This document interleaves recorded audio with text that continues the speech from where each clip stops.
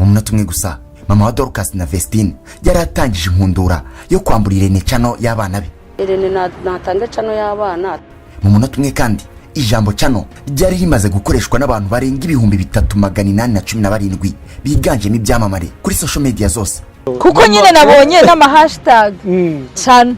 Mu munota umwe gusa mama wa Dorcas na Vestine mu kiganiro yagiranye na Chita Magic TV yavuzemo ijambo CANO inshuro 14, naho mu kiganiro yagiranye na Inyarwanda TV avugamo ijambo CANO inshuro 17, mu gihe mu kiganiro yagiranye na Yambi yavuzemo ijambo CANO inshuro 21 zose. Ushaka CANO.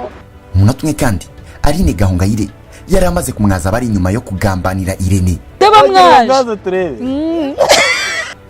Mu munota umwe gusa wakoze subscribe kuri Think Again ukabona ibiganiro byose by'umunota umwe byabanje. Umunota umwe gusa niwo nkoresheje nkubwira ko nsoje ikiganiro. Nitwa Oscar, dushime.